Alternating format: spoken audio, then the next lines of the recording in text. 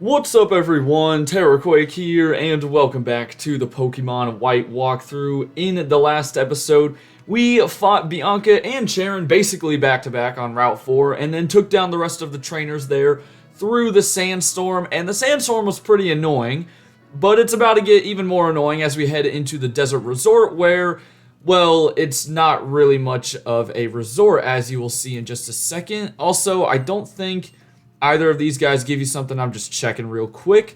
But yeah, the Desert Resort. So, this is it. It's even worse of a sandstorm. Not really sure why they call this place the Desert Resort, but, you know, they call it that. So, there are plenty of more trainers to battle here, and it is also home to the Relic Castle, which is kind of like a historic place in the Unova region, which we won't be able to check out all of it right now. We'll just be able to check out like the first two floors, but we'll come back later in the game and explore a bit more of it. Now, there is a doctor right here that we can fight, which is very helpful because after this, the doctor will heal up your Pokemon whenever you want, so that is nice. Speaking of Pokemon and the Desert Resort, some new wild Pokemon you can get here include Maractus, a grass-type Pokemon that never evolves, by the way, and a Dwebble, who we saw a bit of in the, what's it called, the third gym, Bug Rock type, and you can also find a Sigilyph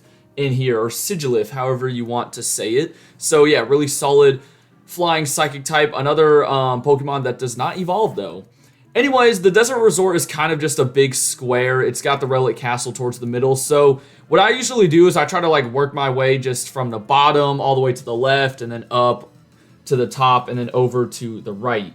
Now, there are a ton of items in here. Some of them are hidden. There's probably like no way I'm going to be able to find the hidden items. So I'll just go ahead and throw that out there. This place is just pretty big and open, but we will be checking out the Relic Castle in this video too. Don't think I'll leave that out. And you'll also be able to get some fossils, or at least one fossil from a person in the Relic Castle. So yeah, it's really nice to check out. Even though this entire place is completely optional, if you just straight up don't want to come here, you can go straight through Route 4 to Nimbasa City. Alright, I think we should be able to live another air cutter. Oh, Roost, really? Wait, hold on. That's actually good for us, right? Because it loses the flying type. Now Brick Break's just going to be super effective, I'm pretty sure. Let's see.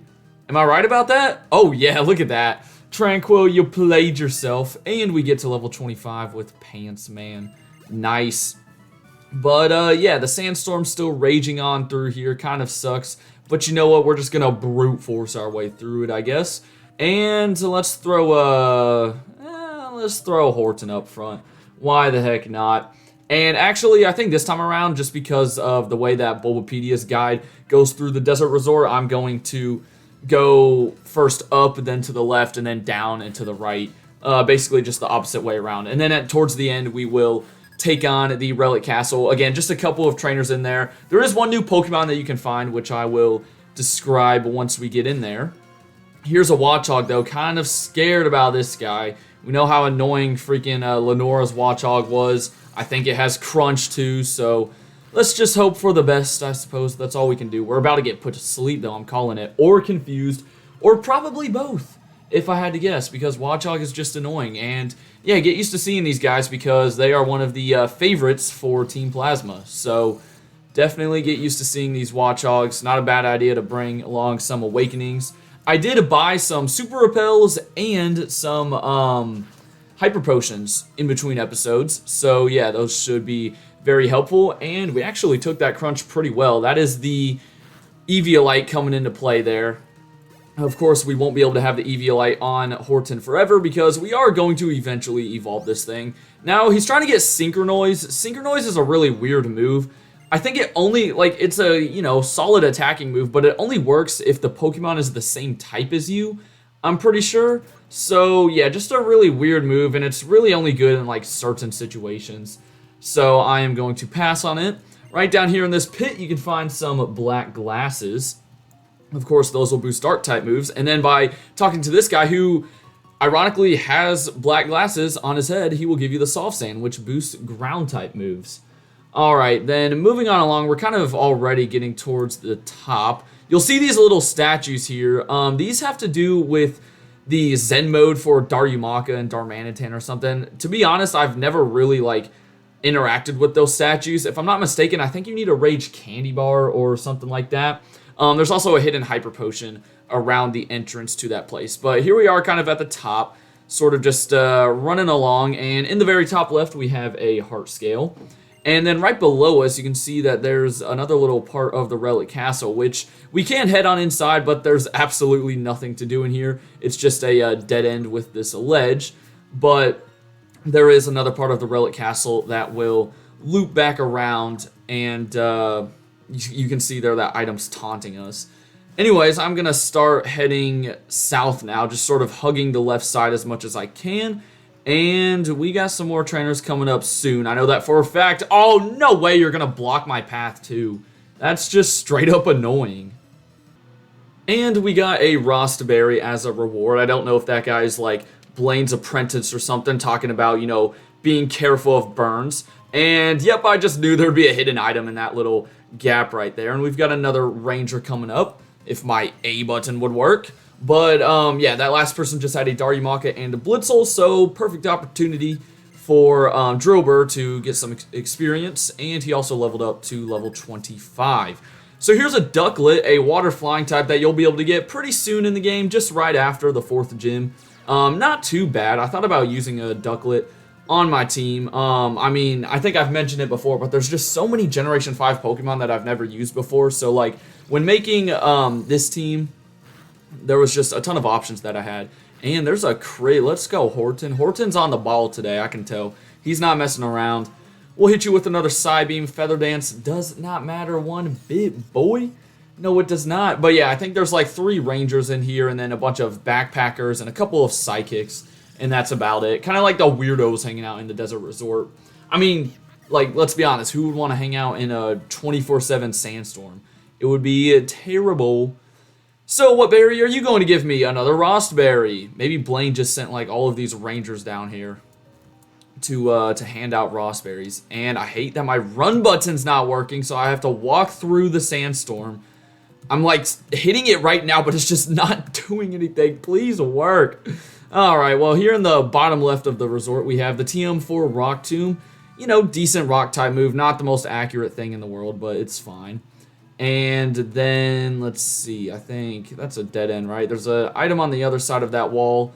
I don't understand why my run button's not working. Move! Move, character. Are you just too lazy? Maybe I took the running shoes off. Maybe my character broke the, you know, rule 101 of Pokemon and took the running shoes off. That would be kind of crazy. Anyways, another Super Repel. Okay, there the B button works. So why does it not work when I just need to run? This is so stupid. Okay, there's a Firestone. Yeah, ironic. Well, not ironic, but like fitting that you'd find a Firestone in like a really hot desert. And then here's a Psychic going back and forth. Probably should have put someone else up front before this fight, but I guess that's okay. It's just really annoying that my freaking B button is not working right now. I do not understand. But yeah, you've got a Solosis, so we are probably going to switch out. Scraggy is just perfect for these guys because, you know, they think, oh, it's a fighting type. I can go for my psychic type moves, but no, you can't. Fighting Dark is such a sick typing. And I know, like, what, you've got Scraggy and Scraffy, but what are some other fighting Dark types? There's got to be a couple out there. I just can't think of them, you know, right now. Alright, we've got Feint Attack, though. Should be an Oko.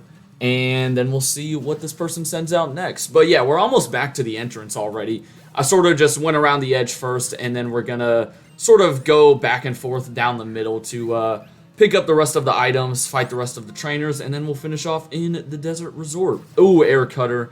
I don't like that. I do not like Air Cutter, especially because I think that's the one that has like a boosted crit chance, which could suck. So, we're probably gonna have to heal you up, Pants Man. I don't want you dying on me. But, as I said, I got Hyper Potions off camera, so we are chilling. And you go for another Air Cutter. That's fine by me. You're gonna die to the Sandstorm, I'm pretty sure. Joke's on you, Woobat. I get the last laugh. And because you died, oh no, we still have to take Sandstorm damage? That's stupid. I thought because the fight was over, we wouldn't have to. Lame. Alright, oh, there it's working for a second. There's a hidden or rare candy, by the way. Hey, my run button's back, at least for the moment. So just going along the bottom, I think we're almost back to the entrance. Yeah, here we are. So while I'm here, might as well just heal up with this guy. Don't really need to. But now we're just gonna go back and forth down the middle of the resort. I hate calling this place a resort though. Like this is the opposite of a resort. But here we go, some more backpackers are hanging out. And yeah, the wild Pokemon can be found in the darker patches of sand, just like on Route 4. Inside the Relic Castle though, wild Pokemon can be found anywhere. Ooh, you do have a Dwebble. Well, luckily, I think the best bug-type move this guy's gonna have is like Bug Bite, or maybe Struggle Bug, I don't know. Definitely doesn't get X-Scissor yet, so that is good for us, and we'll hit you with a Psybeam since your physical defense is way higher. Yo, I wonder what Dwebble looks like without the, shell on its back. And Crustle, for that matter, too, because Crustle's is even bigger. Like, I don't know. There's just a ton of Pokemon like that, their actual body is just hidden. It's a freaking mystery. Whoa. Alright, we should be able to live another Bug Bite. I think it did, like, close to half, but not that much, right? Yeah, there you go. There you go, Muna. We wouldn't have been able to without that Eviolite. That was a pretty good call by me. Wasn't really sure who I was going to give that to yet, but I think I made the right decision giving it to Muna. Especially because we have the, the leftovers on Muna too, right? Or is that something else? No, that's in my video. Wait, no. How would I have the Eviolite and the leftovers? What am I saying? That's in the video that I'm making for the main channel right now. I've got someone, I think a Psychic type, with the leftovers on. And you do not fight us, or I already fought you. I don't know. The trainers are just starting to blend together at this point. Here's an item down in this little pit. It is a Stardust. I'll take these, Stardust anytime because I'm actually, low on Pokédollars right now. Those Super Repels and Hyper Potions actually made me use a bunch of my Pokédollars. It was not good. And let's cut you off real quick, Mr. Psychic. Cut you off as in cutting off your path, not like cutting you off from drinking. Anyways, you have two Pokemon, and one's a Yamask, so I guess this is a good time to talk about the Pokemon that you can find in the Relic Castle, the only new one being Yamask. A Ghost type, really weird Ghost type. The face it's holding is like it's the face of the person that it used to be, I think, or something along those lines. I don't really know the exact backstory. But yeah, eventually it becomes Cofagrigus, really bulky mon, and another Pokemon that I thought about using. So, you've got Hex. Now, it looks like this thing would get Levitate or something, but it doesn't, so we're fine here with Drillbur. We will finish you off with a Metal Claw. It is as easy as that.